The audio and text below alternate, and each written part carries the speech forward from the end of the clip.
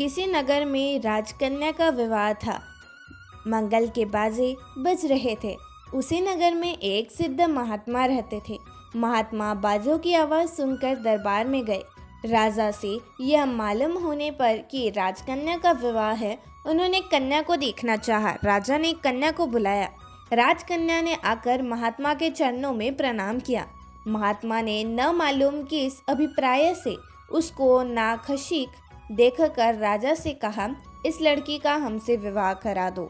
राजा तो सुनते ही सहम गए।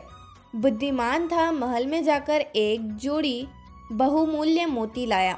मोती का आकार मुर्गी के अंडे जितना था और उनसे शारदीय पूर्णिमा के चंद्रमा की सी ज्योति चटक रही थी। राजा ने नम्रता से कहा, भगवान, हमारे कुल की रीति है, जो इस तरह के 108 मोतियों का हार कन्या को देता है, उसी से हम कन्या का विवाह कराते हैं। महात्मा ने निर्विकार चित्त से पर उत्साह से कहा, हाँ, तुम्हारी कुल की प्रथा तो पूरी होनी ही चाहिए। ये दोनों मोती के दाने मुझे दे दो।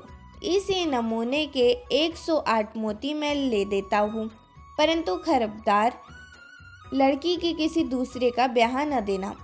राजा ने सोचा था महात्मा मोती की बात सुनकर निराश हो लौट जाएंगे, परंतु यहाँ तो दूसरी ही बात हो गई। राजा जानता था महात्मा ऊंचे दर्जे के सिद्ध पुरुष है, उनकी आज्ञा न मानने से अमंगल हो सकता है। अतवज्ञ राजा ने दोनों मोती उनको दे दिए।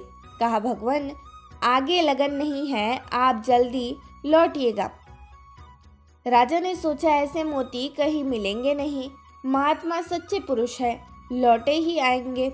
तब लड़की का विवाह निर्दिष्ट राजकुमार के साथ कर दिया जाएगा। राजा ने विवाह स्थगित कर दिया। महात्मा मोती के दाने झोली में डालकर चल दिए। 3 दिन हो गए। महात्मा समुद्र के किनारे बैठे कमंडल भर भर समुद्र का जल बाहर उलेच रहे थे। उन्हें खाना पीना सोना कुछ भी स्मरण नहीं था। न थकावट, न विषाद, न निराशा, न विराम। एक लगन से कार्य चल रहा है। महात्मा की अमोघ क्रिया से प्रकृति में हलचल मची। अंतर्ज्ञ मोक्ष उत्पन्न हो गया। समुद्र देव ब्राह्मण का रूप धर कर बाहर आए। पूछा, भगवान, यह क्या कर रहे हो? समाधि से जगे हुए की भांति उनकी ओर देखकर सहज सरलता से महात्मा बोले, 108 मोती के दाने चाहिए। समुद्र में पानी नहीं रहेगा, तब मोती मिल जाएंगे। ब्राह्मण ने कहा, समुद्र क्या इसी तरह से और जल्दी बिना पानी का हो जाएगा? हाँ हाँ, क्यों नहीं जाएगा, पानी तो उलीच ही रहे हैं, 2 दिन आगे पीछे होगा। अपने को कौन सी जल्दी पड़ी है? अगर समुद्र आपको मोती दे दे तो फिर क्या हमारा समुद्र से कोई वेर है जो हम उसे बिना पानी का बनाएंगे? अच्छा तो लीजिए। समुद्र की एक तरंग आई और मोती का ढेर लग गया। महात्मा ने झोली से दोनों मोती निकाले, उनसे ठीक मिलाकर 108 मोती चुनकर झोली में डाल दिए और चलने के लिए उठ खड़े हुए। ब्राह्मण वेशधारी समुद्र ने कहा, भगवान, कुछ मोती और ले जाइए ना। महात्मा बोले, हमें संग्रह थोड़े ही करने थे, जरूरत थी उतने ही लिए, अब हम व्यर्थ बोझ क्यों ढोए? महात्मा ने आकर राजा को बुलाया और पहले के 2 दाने समेत 108 मुर्गी के अंडे जैसे पूनम के चांद से चमकते मोती के दाने राजा के सामने रख दिए। राजा आश्चर्यचकित हो गए। महात्मा के परम सिद्ध होने का उसे पूर्ण विश्वास हो गया। उसने सोचा, ऐसे विलक्षण शक्तिशाली पुरुष से लड़की का विवाह कराने में लड़की को कोई किसी का दुख की सम्मावत नहीं है, परंतु इनसे कुछ काम और क्यों ना लिए जाए। राजा की एक दूसरे बड़े राजा से शत्रुता थी। वह राजा तो मर गया था, उसका छोटा कुमार था। इसने सोचा, शत्रु का बीज भी अच्छा नहीं। महात्मा ने हाथों यह कंटक दूर हो जाए तो अच्छा। यह सोचकर राजा ने कहा, भगवान, मोती तो बड़े अच्छे आप ले आए, एक काम और है, अमुक राज्य के राजकुमार का सिर आने पर लड़की का ब्याह होगा, ऐसा प्रण है। एतव्य यदि हो सके तो आप इसके लिए चेष्टा करें। महात्मा ने कहा, अरे इसमें कौन सी बड़ी बात है, अभी जाता हूँ। महात्मा जी उस राज्य में गए, राजमाता से मिले। राजमाता ने महात्मा का नाम सुन रखा था, इससे अपने बड़ी अच्छी अवगत थी। उन्होंने कहा, भाई, हम तो एक काम से आए हैं, तुम्हारे कुमार का हमें सिर चाहिए। हमने एक राजा से कहा था अपनी कन्या का ब्याह हमसे कर दो। उसने कहा कि अमुक राजकुमार का सिर ला देंगे तब ब्याह होगा, अतः तुम हमें अपने लड़के का सिर दे दो। इकलौता लड़का था और वही राज्य का अधिकारी था। महात्मा के वचन सुनकर राजमाता के प्राण सूख गए, परंतु हृदय में श्रद्धा थी। उसको विश्वास था कि सच्चे महात्मा से किसी का कोई अकल्य नहीं हो सकता। उसने कहा, भगवान, लड़के का सिर मैं कैसे उतारूं? आप इस लड़के को ही ले जाइए। महात्मा बोले, यह और अच्छी बात है, उसने तो सिर की मांग की थी। हम तो पूरा ले जाते हैं, फिर सिर उतार कर हमें क्या करना है? भगवान, इसे मैं आपके हाथों में सौंप रही हूँ। हाँ हाँ, भगवान सब मंगल करेंगे।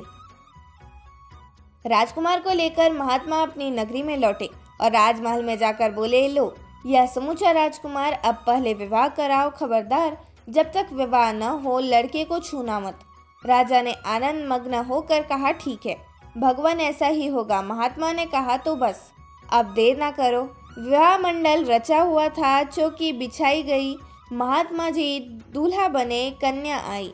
कन्या को महात्मा जी ने एक बार निश्चित देखा, अकस्मात बोले, अरे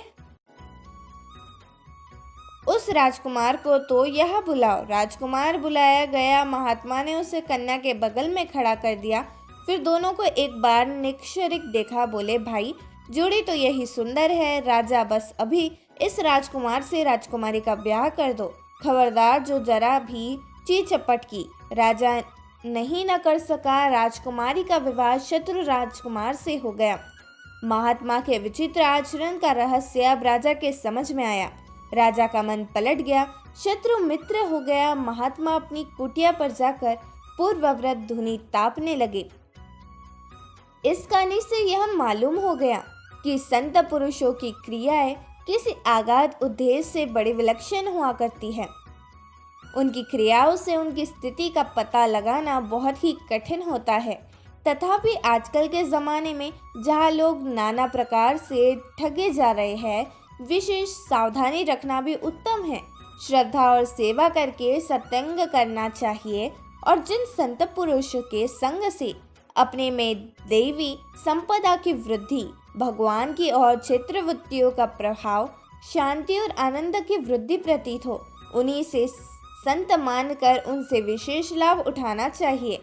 अपनी बुद्धि जिनको संत स्वीकार न करें, उनकी निंदा तो नहीं करनी चाहिए, परंतु अपने उन्हें कोई गुरु शिष्य का संबंध नहीं रखना चाहिए।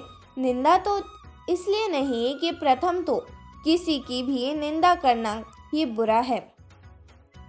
दूसरा, हम संत का बाहरी आचरण से निर्णय भी नहीं कर सकते और गुरु शिष्य का संबंध इसलिए नहीं कि श्रद्धार्थी और दोष भुगते, ऐसे संबंध से कोई लाभ नहीं होता।